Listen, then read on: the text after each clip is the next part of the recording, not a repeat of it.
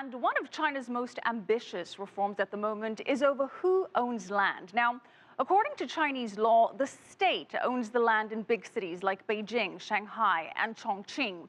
In the countryside, land is owned by so-called collectives. There is, in fact, no rural private property. Now, in October of 2013, Chinese President Xi Jinping said that his government was drawing up a master plan for more than just reform. He said he was aiming for, quote, profound revolution. The revolution is private ownership, the right to own land in the countryside and also to sell it.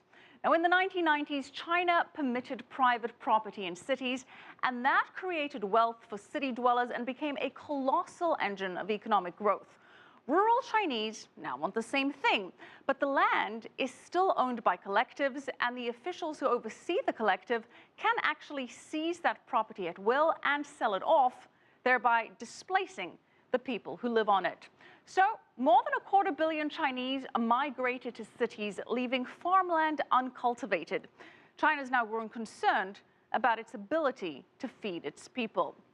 China's reform plan aims to give property rights to 650 million rural Chinese. That's nearly half the country's population. Beijing has not released the specifics yet.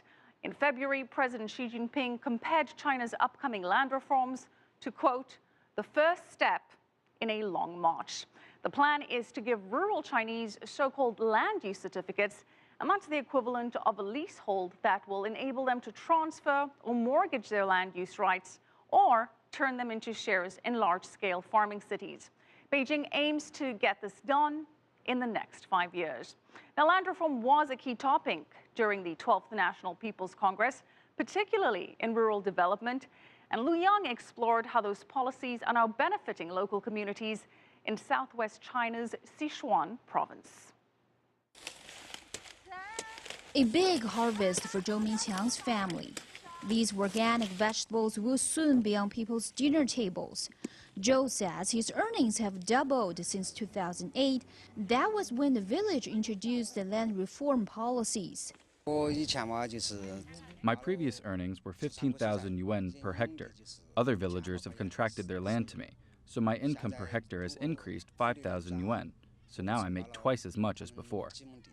The system allows farmers to lease their contracted land or transfer their land use rights. And for Zhou, higher income could lead to better housing and more opportunities for his children to get a good education. Last year, the per capita net income of farmers in this village rose 21% compared to 2010. In recent years, people's incomes have grown and their living conditions have improved. We have many ways to support villagers, such as technology and marketing.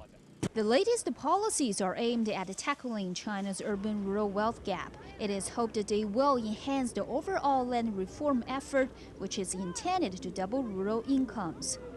During the second session of China's 12th National People's Congress, China's agriculture minister stressed that the rural land transfers should be carried out in a gradual manner, and the land management needed to be improved so farmers would not be restricted or forced to transfer their property. Experts say more transparency is needed within the collectives in rural regions. They play a major role in representing farmers' rights in land transfer negotiations. And many people say it is imperative that extra finance now on offer gets to the people that need it most. Liu Yang, CCTV, Sichuan Province.